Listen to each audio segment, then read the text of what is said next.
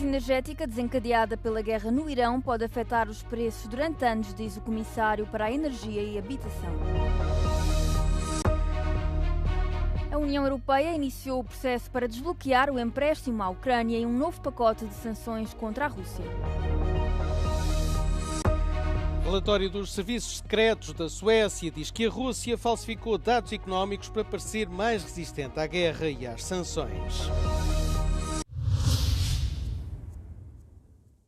O Comissário da União Europeia para a Energia e a Habitação alertou que a enorme crise energética desencadeada pela guerra israelo-americana contra o Irão pode vir a ter repercussões a longo prazo para os consumidores. This is not a short-term,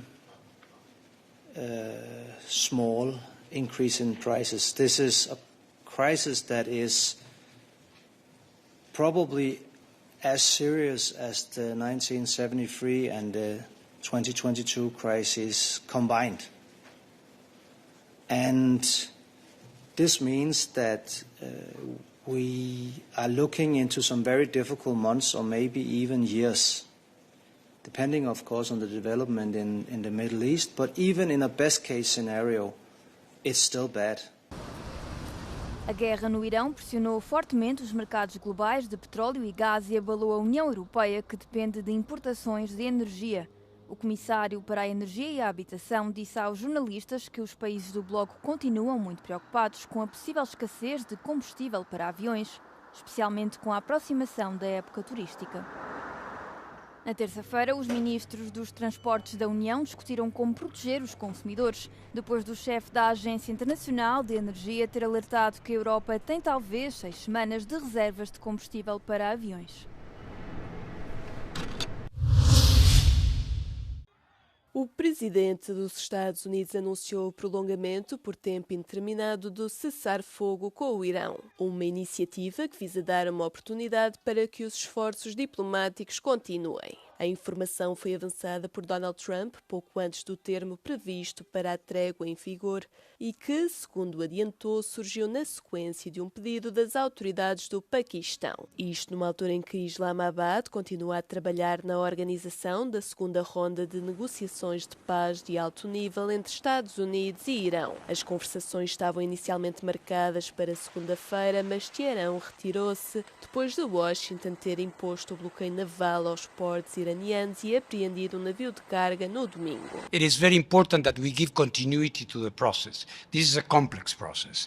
We have the nuclear aspect, which is of course extremely complex, and this is the one where I, as IEA, have been engaging with, but there are of course other important issues related to the Hormuz Passage, related to ballistic missiles, related to regional questions.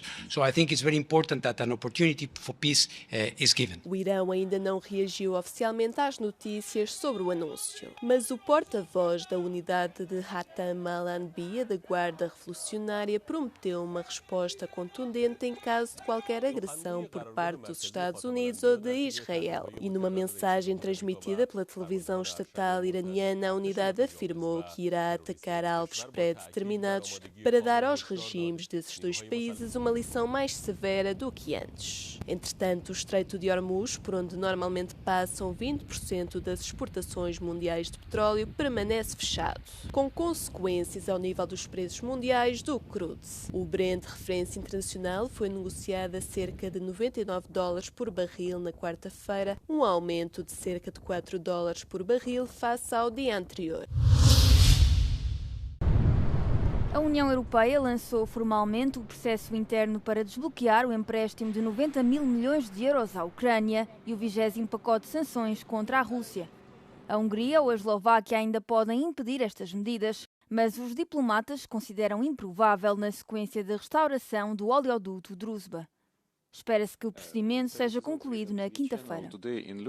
So indeed, once the measure is taken also by the Council, we can move on and without wasting any further time on moving on to the next steps in terms of being able to disburse the Ukrainian loan amounts to Ukraine.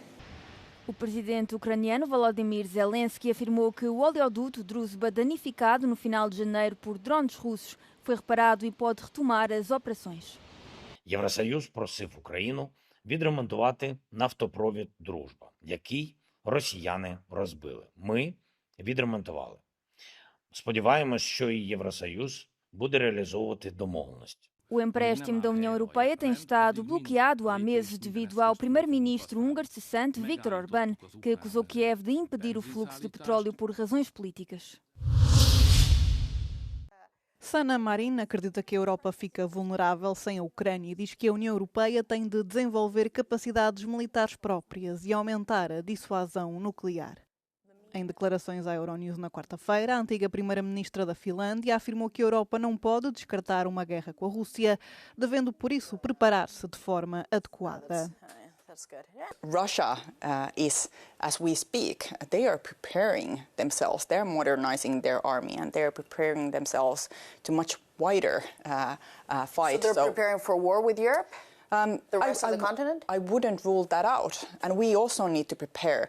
And for that, we need strong Ukraine, because Ukraine has the largest, most functional and modern army with modern warfare experience.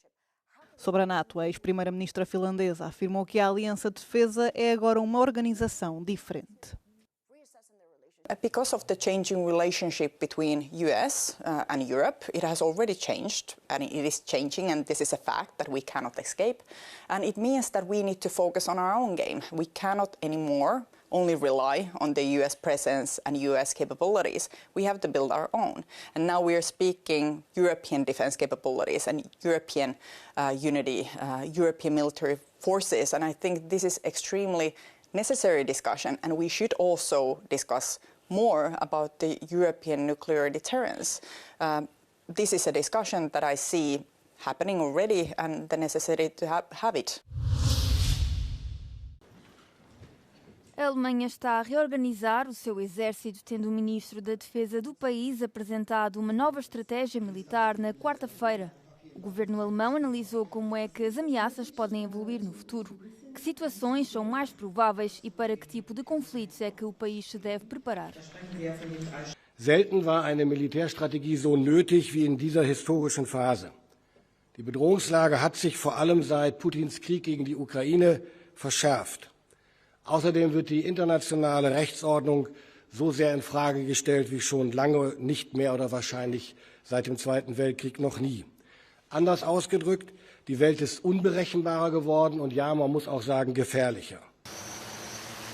A estratégia inclui a defesa aérea, sistemas de armas de longo alcance e a capacidade de conduzir combates modernos baseados em dados. Novas tecnologias, como a inteligência artificial, também vão desempenhar um papel importante no futuro. Outro objetivo é desenvolver capacidades de ataque profundo, ou seja, atingir alvos que estão longe da linha da frente.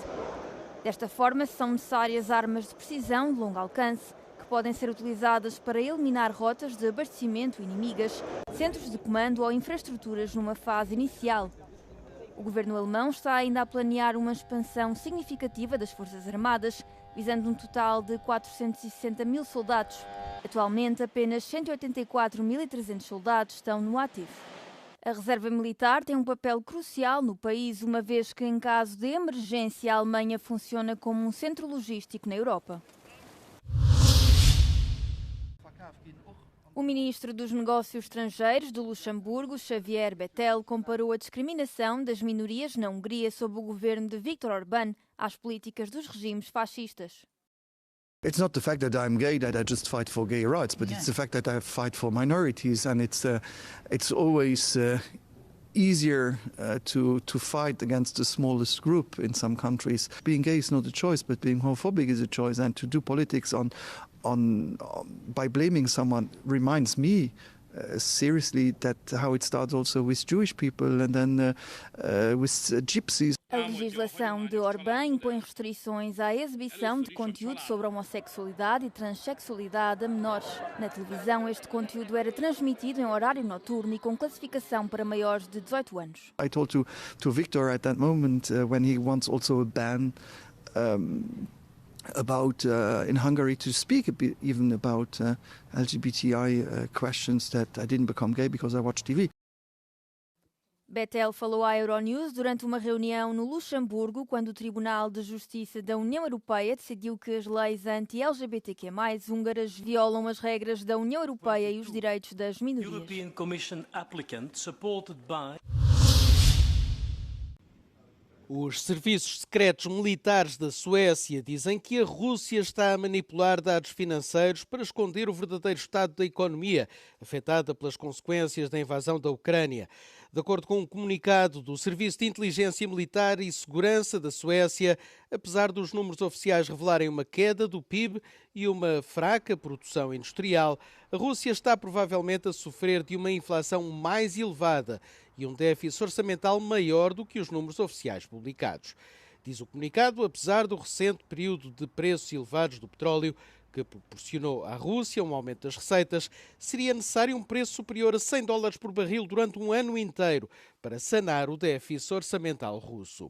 Ainda segundo os serviços secretos suecos, a taxa de inflação real na Rússia deve estar mais próxima da taxa de juro de referência de 15% do que da estimativa oficial do Banco Central Russo de 5,86%.